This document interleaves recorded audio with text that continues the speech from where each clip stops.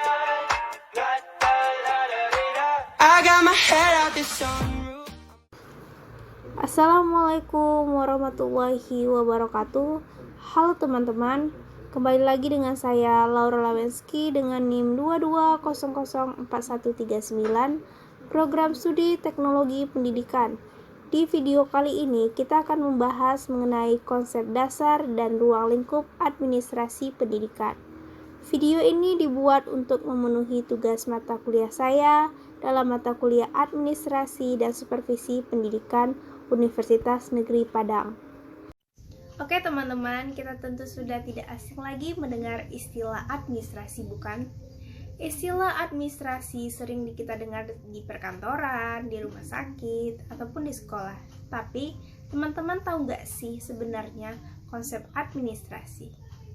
Administrasi secara harfiah berasal dari bahasa Latin ad dan ministro, yang berarti melayani, membantu, memenuhi, serta menyelenggarakan. Sedangkan secara terminologi, administrasi berarti segenap proses atau kegiatan untuk mengelola sumber daya yang disebut dengan sumber daya 7M dan 1I. Apa saja yang termasuk sumber daya 7M, yaitu manusia, uang, mesin, pemasaran, bahan, metode, serta waktu. Sedangkan yang termasuk dalam sumber daya 7I adalah informasi. Proses pengolahan sumber daya tersebut dilakukan untuk mencapai tujuan yang lebih efektif dan efisien. Apa pentingnya administrasi dan apa jadinya jika suatu lembaga atau organisasi tidak menerapkan konsep administrasi? Nah, teman-teman, jika suatu lembaga atau organisasi tidak menerapkan konsep administrasi dalam menjalankan tugasnya, maka sumber daya yang disebutkan tadi tidak dapat mencapai tujuan lembaga secara efektif dan efisien, karena tidak dikelola dengan baik, sehingga sumber daya tersebut hanya akan menjadi sebuah bom waktu yang sewaktu-waktu bisa saja meledak dan menghancurkan lembaga tersebut. Karena itulah suatu lembaga atau organisasi memerlukan penerapan konsep administrasi untuk mencapai tujuan yang lebih efektif dan efisien.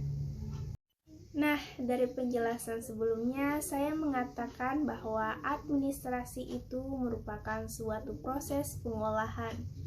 Menurut teman-teman, apakah sama istilah administrasi dengan istilah manajemen yang sering teman-teman dengar?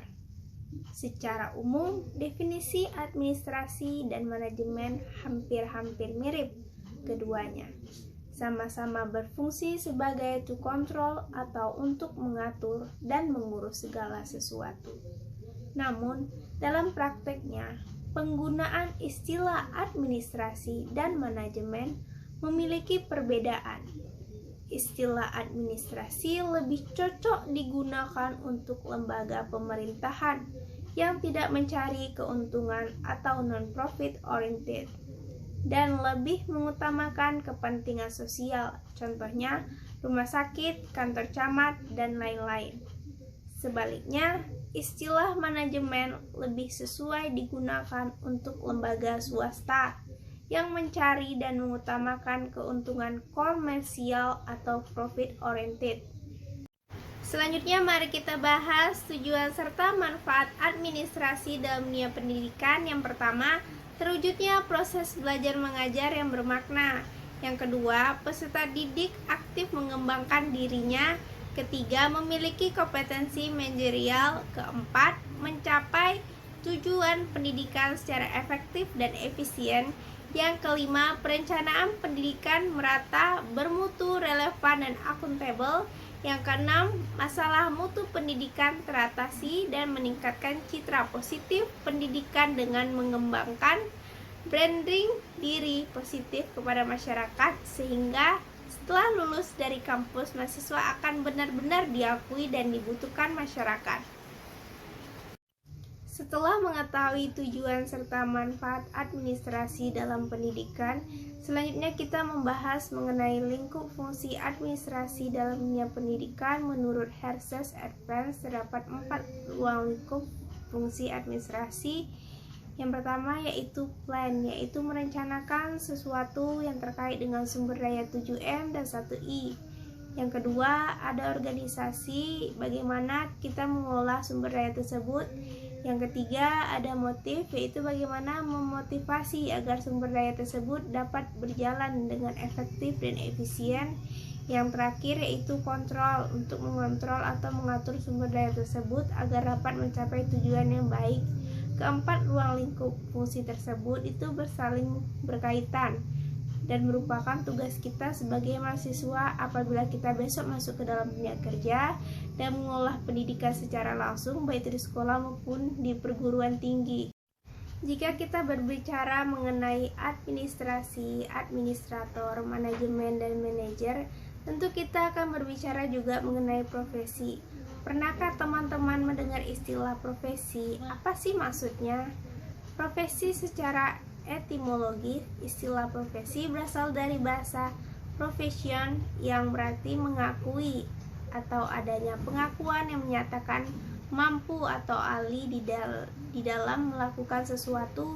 Sedangkan secara terminologi, profesi berarti suatu pekerjaan yang dalam melaksanakan tugasnya memerlukan keahlian, memerlukan teknik-teknik tentu yang diperoleh melalui pendidikan serta pelatihan khusus dalam waktu yang cukup lama. Profesi itu berarti suatu pekerjaan yang mempersyaratkan pelakunya untuk menempuh pendidikan tinggi. Satu konsep yang harus teman-teman ketahui, profesi adalah suatu pekerjaan, namun tidak semua pekerjaan adalah profesi. Karena profesi memiliki karakteristiknya sendiri yang membedakannya dari pekerjaan lain. Lantas, bagaimana ciri-ciri suatu pekerjaan layak disebut sebagai profesi? Pertama, pekerjaan tersebut harus memiliki sosial yang signifikan bagi masyarakat. Kedua, pekerjaan tersebut menuntut adanya keterampilan yang diperoleh melalui pendidikan atau pelatihan khusus dalam waktu yang cukup lama dan dapat dipertanggungjawabkan. Yang ketiga, pelaku profesi harus didukung oleh disiplin ilmu tertentu. Yang keempat, memiliki kode etik sebagai pedoman dalam berlaku anggota profesi. Dan yang terakhir, sebagai konsekuensi dari layanan dan prestasi yang diberikan oleh pelaku profesi kepada masyarakat. Yang kelima, pelaku profesi mendapatkan imbalan finansial secara pribadi dari masyarakat maupun pemerintah. Yang terakhir, terdapat beberapa istilah yang berkaitan dengan profesi yang sering kita dengar dalam kehidupan sehari-hari. Yang pertama, ada profesional, mengacu pada orang yang menyandang suatu profesi atau pelaku profesi. Selanjutnya, ada profesionalisme, merujuk pada sikap mental yang dimiliki oleh para pelaku profesi yang dijadikan sebagai komitmen dalam bertindak. Yang terakhir, ada profesionalitas, merujuk pada kualitas sikap dan perilaku yang dimiliki oleh para anggota profesi atau pelaku profesi.